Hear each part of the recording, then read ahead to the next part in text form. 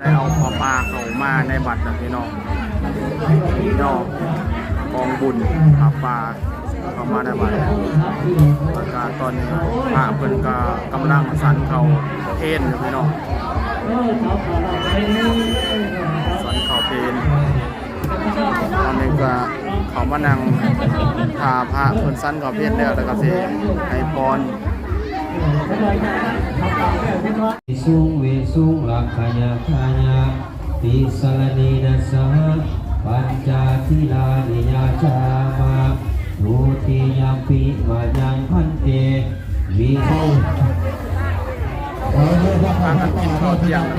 พาคนสันแล้วพากันมากินข้าวกันสาวเต้นกำลังหักแข่งเข้าว่ากินข้าวมีแรงกับในตอนช่วงพลังพ่อสมัย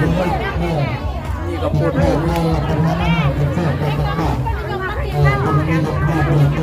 เป็นต่างๆกับคนที่เราปิ้งปลาท่านมีเรื่องเลยด้วยทางส่งทางต่างหน้าให้จัดการไต่เลิกกินข้าวจะไปสอบปกครองเราโดยนะขอบคุณได้บัตรให้เงินตัดทีละทีละโอ้ยหนักให้แต่จะไปสอบปกครองเพราะว่าทางคุณบ่าวไปเรื่อยนั่นแหละปลาของปลาพูดกันยืนเลิกต้มแล้วมาเลิกทำความเชื่อฝากใจพากันมากินข้าวกินข้าวเที่ยงนี่ก็ได้ข้าวเที่ยงแล้วพี่น้องเดี๋ยวเอากันเราถูกกินข้าวพี่น้องเพราะว่ามีไปถ่ายให้มีไปจับกบกินข้าวเที่ยงน้องทางสันเขาเที่ยงแล้วแล้วก็พวกที่มาเห็นทำบุญยังน้ำกันเนี่ยเขามากินข้าวเที่ยงเขาพวกควรผูกแขนกันมันอันนี้ก็จะเป็นพักควร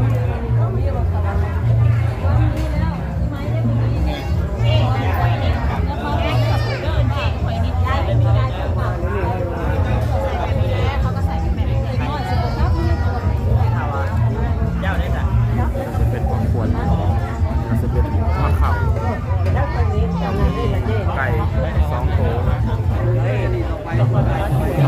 ทำวิธีผูกแขนให้ลูกหลานที่มาเห็นบุญปลาพี่น้อง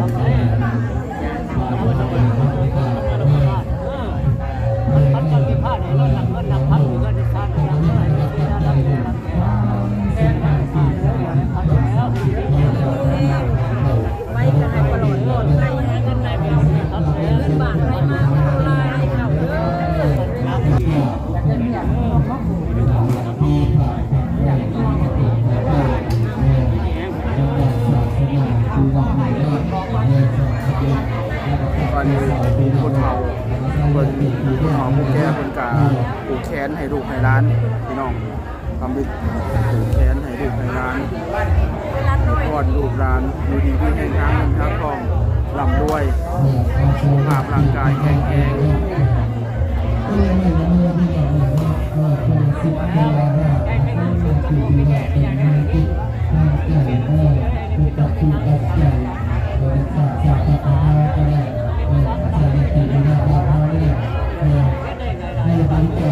อยู่ในนี้เมื่อ13 ปีก็ได้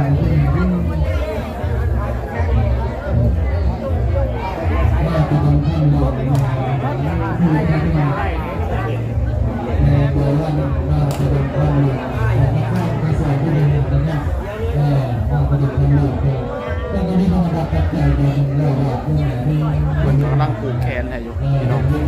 ปัจจัยสร้างความเก่งทางการสาวปีนนี่แห่งเดียวแห่งนี้ที่เห็นว่า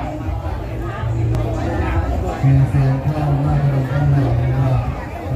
เข้าไปสองปีอย่างนี้ไปได้แบบว่าแล้วอย่างนี้สักเดือนเลยแล้วที่ทำการเข้าไปยาสุนีมาต่อยาสุนีการสอนเรื่องอะไรในสมองต่างๆในการสอนในการเปิดเผยตัวตัวที่อยู่ในเป็นข้อความต่างๆแล้วก็การกล่าววา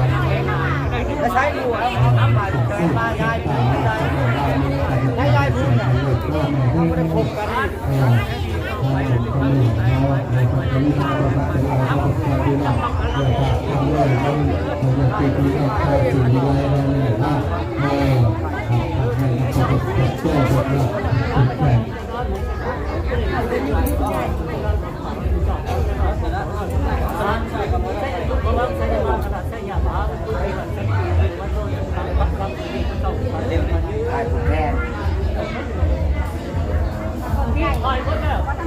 แขน